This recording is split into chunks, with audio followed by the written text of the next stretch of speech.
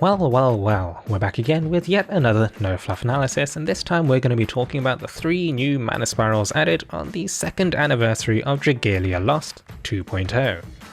My name is Elisanne, and let's cut the fluff and get straight to the first adventurer, the 5-star Fireblade, Mikoto.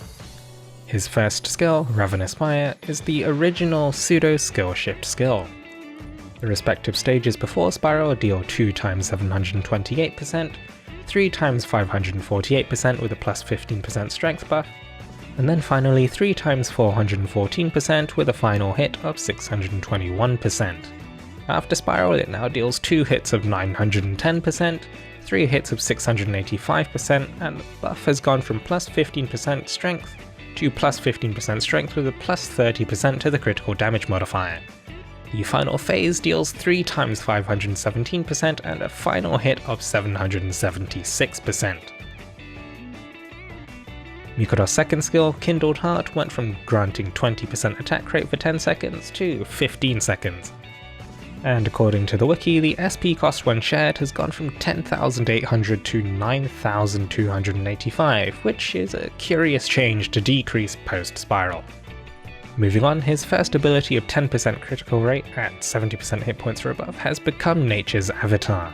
He's retained the same critical rate buff, but upon landing a critical hit, he also gains 10% skill gauge fill rate for his S1 for 20 seconds, with a 15-second cooldown between activations.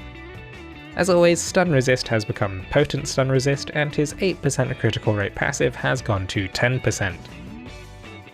The 2.0 rebalance has modified the final stage of his S1 to chain into itself, making Mikoto a character that scales up his damage with prolonged uptime. After the rebalance, it's hard to really evaluate relative power levels, but looking at his kit, he's become even more crit-centric. It's good to have a focused kit, and I've seen some clears of Master Volk already with the new kit. Either way, his ability to buff attack rate should feel good to play, with crits allowing Mikoto to churn out high-powered S1s with some decent play.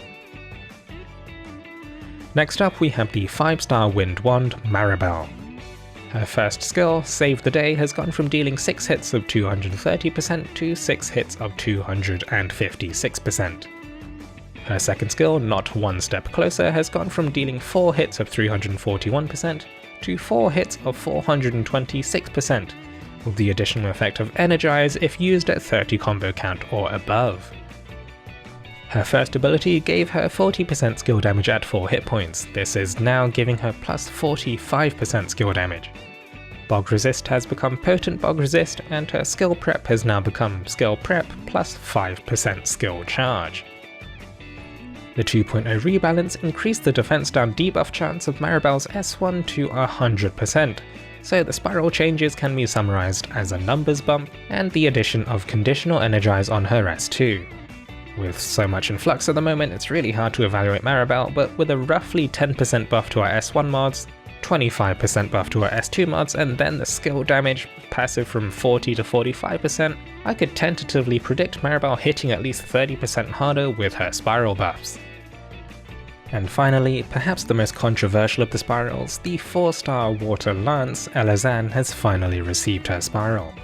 Her first skill, Brave Bastion, was a team-wide 20% strength buff for 15 seconds. The strength buff is now 25%, but after Spiral it has gained an attack, dealing 5 hits of 150%. Elisanne's second skill, Hallowed Waters, went from dealing 754% to 838% damage. Her buff skill time passive has gone from 25% to 35%, her 50% burn resist has become 100% potent burn resist, and her 25% stun resist has become 100% stun resist. So this Spiral overall has some people divided. Her S1 has gained buff potency, but there are complaints that the addition of the attack lengthens the animation, reducing its overall efficiency as a pure buffing skill. As a standalone unit, I think Elisanne has gained power due to the combination of the increase in buff potency as well as her buff time passive increasing from 25 to 35%, counteracting the increase in animation time. For many people, however, the addition of the attack has reduced Brave Bastion's value as a shared skill, as well as the accompanying increase in SP costs as a shared skill. Whether or not you Spiral will probably come down to how you most often use Elisanne. Personally, I generally default to using Patty's shared skill instead of Elisanne's, so I wouldn't have any issues with spiraling her. The addition of 2 full resistances also makes her very flexible as a unit, so there's many pros and cons to Elisanne's Spiral depending on your use cases.